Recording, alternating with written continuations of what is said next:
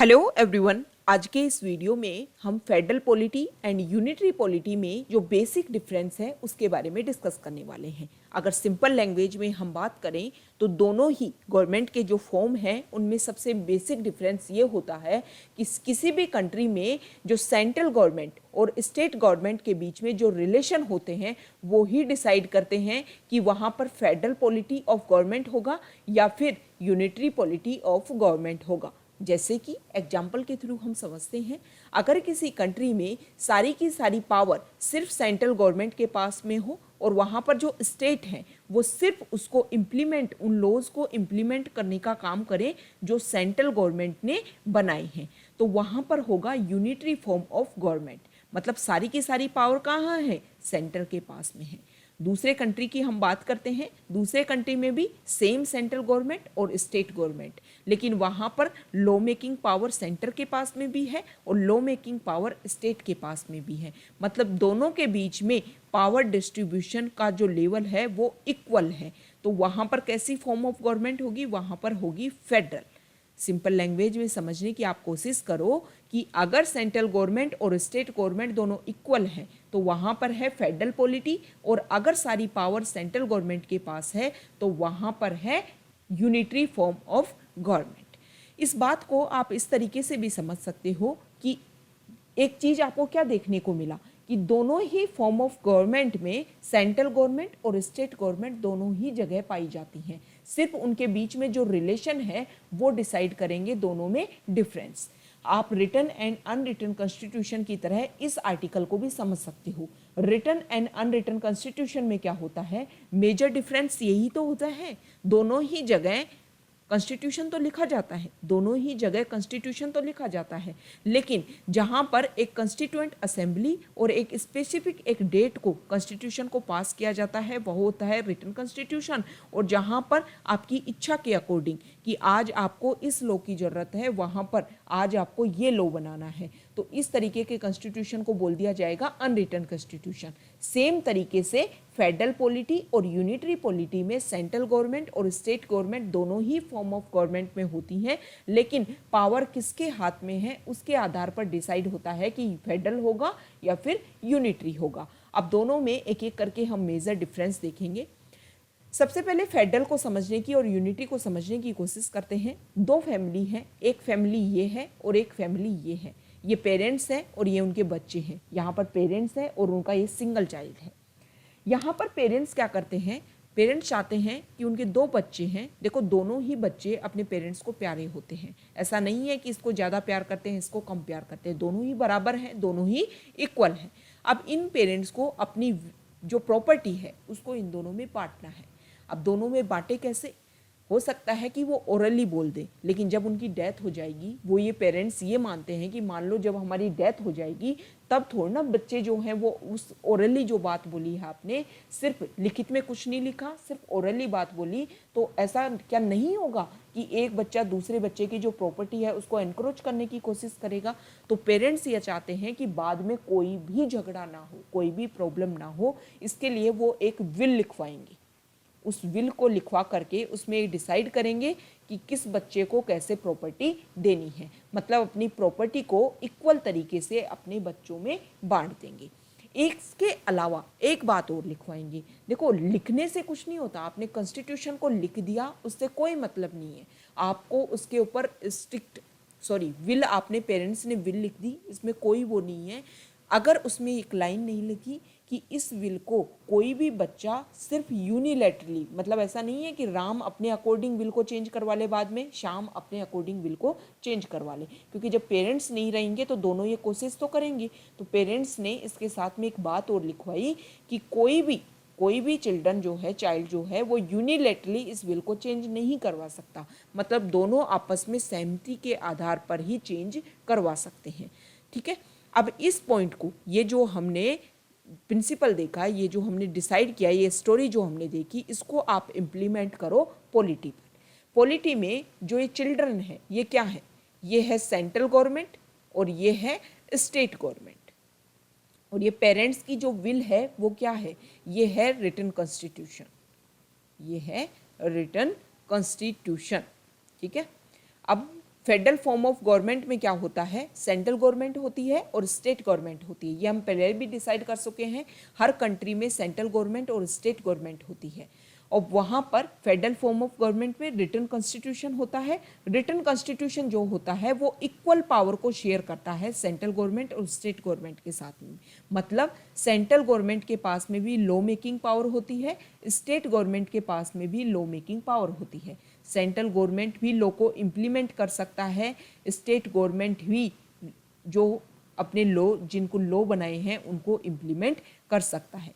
दोनों के पास में अपने अपने फंड होते हैं जिनको वो अपने यूज कर सकते हैं। तो फेडरल फॉर्म ऑफ गवर्नमेंट को में आपको क्या पता चला कि रिटन कॉन्स्टिट्यूशन और सेंट्रल गवर्नमेंट और स्टेट गवर्नमेंट, मतलब टू लेवल ऑफ गवर्नमेंट, और दोनों के दोनों जो अपनी पावर्स हैं वो एक दूसरे से नहीं लेते हैं। ऐसा नहीं है कि सेंट्रल जो है वो स्टेट को पावर देता है, दोनों के दोनों अपनी जो पावर्स हैं वो रिटन कॉन्स्टिट्यूशन से लेते हैं। मतलब कॉन्स्टिट्यूशन से अपनी पावर को गेन ये करते हैं। ठीक है, तो ये फेडरल को समझा। अब यूनिटरी को समझते हैं। पेरेंट्स हैं और पेरेंट्स के एक बच्चा है राम, सिंगल चाइल्ड है। अब पेरेंट्स के पास में प्रॉपर्टी है। अब देखो प्रॉपर्टी देनी है राम को, तो अगर वो विल लिखवाएंगे तब भी प्रॉपर्टी किसके पास जाएगी, राम के पास जाएगी। और अगर वो विल नहीं लिखवाएंगे तब भी प्रॉपर्टी किसके पास जाएगी, राम के पास जाएगी। हालांकि उनके घर में बहुत सारे सर्वेंट्स होंगे, लेकिन सर्वेंट्स के पास में थोड़ा ना पावर जाएगी, पावर तो किसके पास जाएगी, प्रॉपर्टी किसके पास जाएगी। डायरेक्टली और इनडायरेक्टली किसी भी तरीके से देख लो, जो उनका बच्चा है उसी के पास में प्रॉपर्टी जाने वाली है।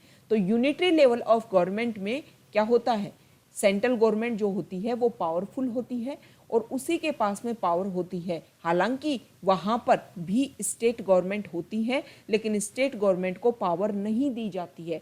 प्रॉपर्टी तो बच्चे को ही मिलेगी, प्रॉपर्टी सर्वेंट्स को नहीं मिलती है। तो पावरफुल कौन है, सेंट्रल गवर्नमेंट, पार्लियामेंट। वहाँ पर स्टेट गवर्नमेंट होती है लेकिन उनको प्रॉपर्टी, उनको पावर्स नहीं दी जाती हैं। तो फेडरल फॉर्म ऑफ गवर्नमेंट और यूनिटरी में फर्स्ट हमने मेजर डिफरेंस ये देखा कि दोनों के बीच में पावर डिस्ट्रीब्यूशन फेडरल में होता है, दोनों के बीच में पावर डिस्ट्रीब्यूशन नहीं होता है। इस एग्जाम्पल के थ्रू आप यूनिटरी कोड समझ सकते हो। मान लो क्लास में 60 स्टूडेंट हैं, टीचर जो है वो एंटर करता है क्लास में और एक बच्चे को पावर दे देता है कि इस क्लास के जो लाइट्स हैं, जो एसी हैं, जो फैन हैं, वो आपको ऑफ करने हैं।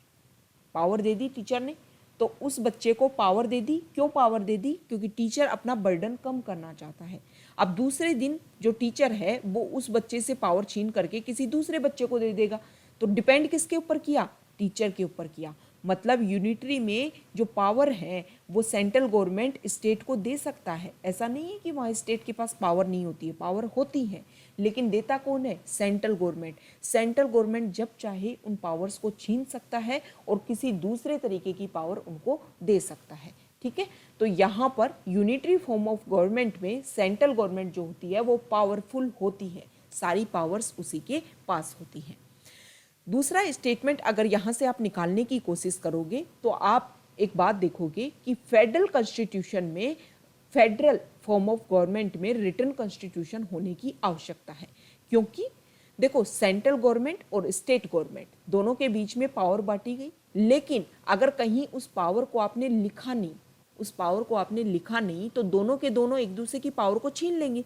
जैसे कि आप फैमिली का एग्जाम्पल देख रहे थे कि पेरेंट्स की अगर डेथ हो गई तो राम और श्याम विल को बदलने की कोशिश करेंगे। राम और श्याम अपने अकॉर्डिंग बोलेंगे नहीं नहीं ये प्रॉपर्टी तो मेरे को दी गई थी, ये प्रॉपर्टी तो मेरे को दी गई थी। सेम उसी तरीके से आप पॉलिटी में देखो, अगर रिटन कॉन्स्टिट्यूशन नहीं होगा तो सेंट्रल गवर्नमेंट अपने अकॉर्डिंग लॉ बनाएगी, स्टेट गवर्नमेंट अपने अकॉर्डिंग लॉ बनाएगी। मतलब उन दोनों को कंट्रोल करने के लिए कि उनके जो लॉ हैं वो किसी चीज़ को वायलेट ना करें, एक कंट्री अच्छे से प्रॉपर वे में गवर्न कर पाए, तो इसके लिए रिटन कॉन्स्टिट्यूशन होने की आवश्यकता है। मतलब फेडरल गवर्नमेंट जहाँ होती है वहाँ रिटन कॉन्स्टिट्यूशन जरूरी होता है। अब यूनिटरी की बात करते हैं। यूनिटरी में पेरेंट्स का जो बच्चा है वो सिंगल चाइल्ड है, मतलब सेंट्रल गवर्नमेंट जो है वो पावरफुल है। अब पहले ही पता है कि सारी पावर जो है वो सेंट्रल के पास है, तो उसके लिए आप कॉन्स्टिट्यूशन को, विल को लिखवाओ या ना लिखवाओ।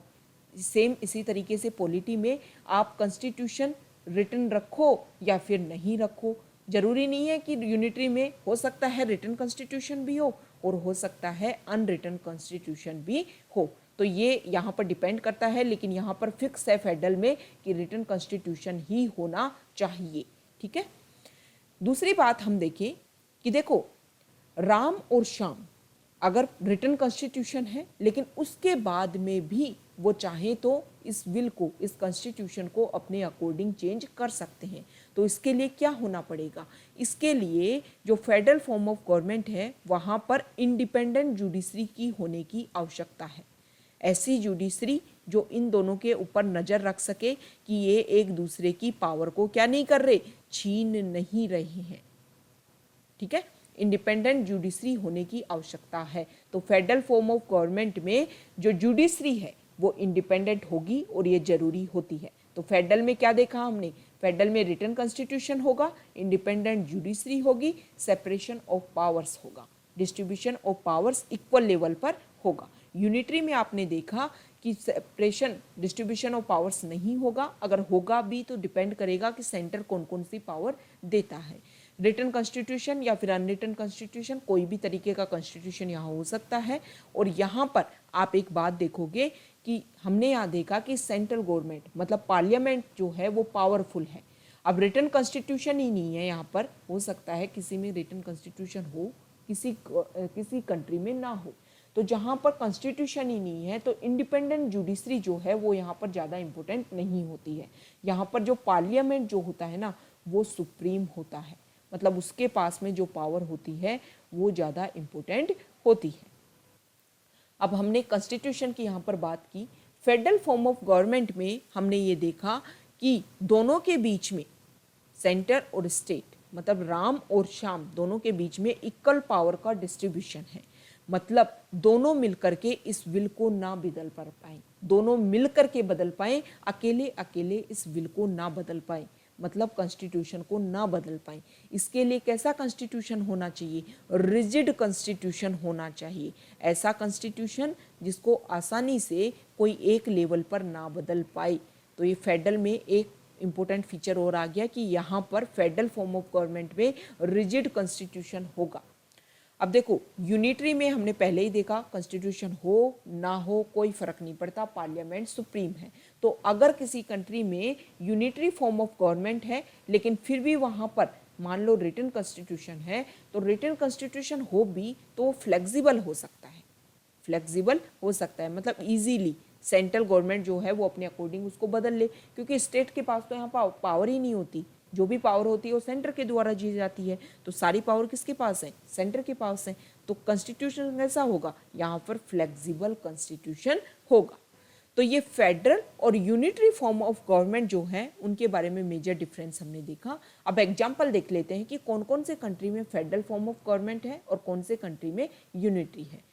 यूएसए, ऑस्ट्रेलिया और कनाडा, यहाँ पर है फेडरल फॉर्म ऑफ गवर्नमेंट, मतलब टू लेवल ऑफ गवर्नमेंट और दोनों के पास में इक्वल पावर्स हैं। दोनों की जगह पर यहाँ पर रिटन कॉन्स्टिट्यूशन है ताकि दोनों एक दूसरे की पावर्स को ना छीन पाए। और जो कॉन्स्टिट्यूशन है वो भी रिजिड कॉन्स्टिट्यूशन है, मतलब इतना इजीली उस कॉन्स्टिट्यूशन में चेंज ना किया जा सके। यूनिटरी फॉर्म ऑफ गवर्नमेंट जो है वो ब्रिटेन में है। Britain, China, Japan and France, यहाँ पर जो है वो सेंटर जो है वो पावरफुल होता है। कॉन्स्टिट्यूशन रिटन भी हो सकता है, अनरिटन भी हो सकता है, लेकिन फ्लेक्सिबल कॉन्स्टिट्यूशन होता है। यहाँ पर पार्लियामेंट जो है वो सुप्रीम होती है। इंडिपेंडेंट जुडिशरी का ज़्यादा कोई यहाँ पर वैल्यू नहीं होती है, क्योंकि पार्लियामेंट के पास में सारी पावर होती है, वो अपने अकॉर्डिंग सारे लॉ को चेंज कर सकता है। तो ये हमने दोनों में मेजर डिफरेंस को देखा। ओके।